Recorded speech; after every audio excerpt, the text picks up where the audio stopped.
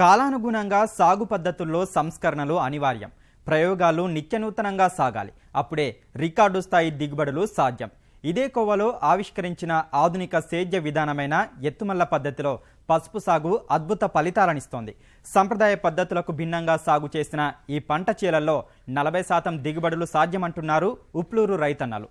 తోటి పసుపు రైతులు ఆ దిశగా సాగాలని సిఫారసు చేస్తున్నారు. పతనమవుతున్న మార్కెట్ ధరలు వెరసి పసుపు రైతులకు చేసిన చాకరీ మందమైనా దక్కటం లేదు. నానాటికి తీసికట్టుగా పసుపు సాగు తయారైంది. ఇందులో ఆరితేరిన నిజామాబాద్ జిల్లా పసుపు రైతులే ప్రత్యామ్నాయాలకు మళ్లాలనుకుంటున్న తరుణంలో బెడ్ పద్ధతి ఆశాదీపంలా ఎదురైంది. ప్రస్తుతం రాష్ట్ర ఉద్యాన శాఖ ఓఎస్డీగా పనిచేస్తున్న డాక్టర్ కిషన్ రెడ్డి నూతన విధానంపై రైతులకు అవగాహన కల్పించారు. ధనోరా విజయగాథలను వివరించారు. ఎత్తుమళ్ల పద్ధతిలో పసుపు సాగుకు ప్రేరణనిచ్చారు. ఆశావహ దృక్పథంతో సాగిన కమ్మరిపల్లి మండలం ఉప్లూరు గ్రామస్తులు ఆశాజనక దిగుబడులను తీస్తున్నారు. పంట నాణ్యతపైన ఎంతో సంతృప్తితో ఉన్న సాగుదారులు సంప్రదాయం కంటే ఈ విధానం బేషుగ్గా ఉందని చెబుతున్నారు. మేము ఈ బెడ్ పద్ధతిలో మా దగ్గర ఒక యూనిట్గా ఏర్పడి 50 ఎకరాలు బెడ్ పద్ధతి పెట్టినాము. మరి బెడ్ పద్ధతిని చూడడానికి మేము ఆదిలాబాద్ జిల్లా కిషన్ రెడ్డి సార్ ఆధ్వర్యంలో నేను 3 సార్లు మా ఫ్యామిలీతో తీసుకెళ్ళి అక్కడ ఈ దామల్ని పద్ధతులు చూసి పాటించి చూసి దవ్వి హార్వెస్టింగ్ చేసి ఆ దామని చూసి మా వాళ్ళు ఆశ్చర్యపోయి మేము ఇక్కడ ఒక యూనిట్గా వేయి ఒక 50 ఎకరాల దాకా ఇప్పుడు ప్రజెంట్ సాగు చేసినాము.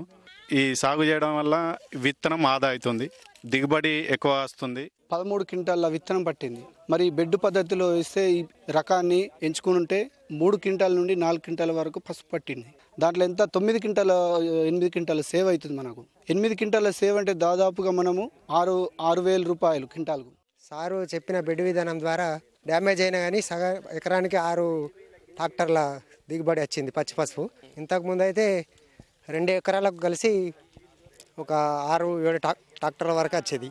ఒక ఎకరంలోనే 6 ట్రాక్టర్ల వరకు సగం డ్యామేజ్ అయినా సగం రికవర్ అయింది.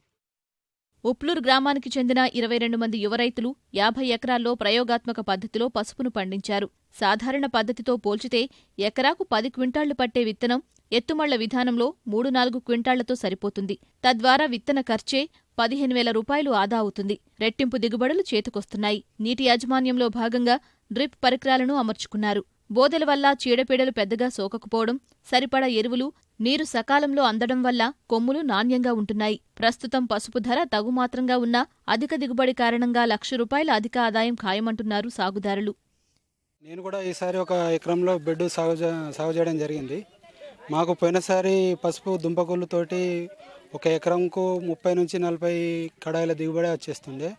ఈ సంవత్సరం వచ్చేసి 100 కడాయిల పైన వచ్చేసింది. ఇంతకన్నా ముందు పెట్టినప్పుడు మాకు 20 డ్రమ్ములు వస్తుండే. మాకు ఈ సారు మాకు వచ్చి ఇలా ఇప్పిన దానికి మాకు ఎకరాన్న 50 డ్రమ్ములు వెళ్తాయి. బెడ్ది బాగా మంచిగా ఉంది. మాకు వేయడానికి కూడా అనువుగా ఉన్నది. మరి దబ్బడానికి కూడా రేపు పొద్దున్న ట్రాక్టర్తో దబ్బచ్చు మాకు. మళ్ళీ దీని ద్వారా మాకు ఏ పని చేసుకోవాలనుకున్నా కానీ ఈజీగా చేసుకోవచ్చు. మళ్ళీ దిగుబడి కూడా బాగా వస్తుంది.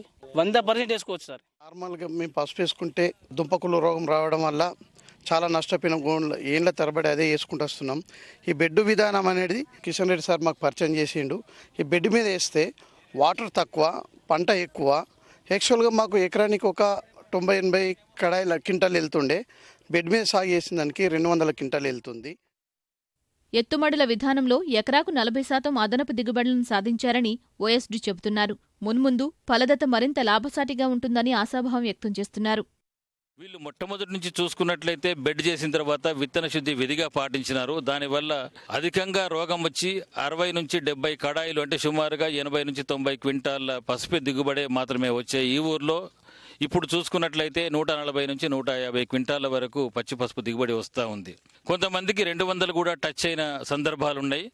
రైతుల్లో పూర్తి అవగాహన వచ్చింది. అంటే రాబోయే కాలంలో ఈ విత్తన శుద్ధి, బెడ్ సిస్టము, ఆ తర్వాత సరి అయిన ఎరువుల యాజమాన్యం కూడా పాటిస్తే ఎకరాన 50 క్వింటాల పసుపు, ఎండు పసుపు దిగుబడి ఖచ్చితంగా మనం సాధించవచ్చు అనే నమ్మకంతో ఈ ఊరు రైతులున్నారు.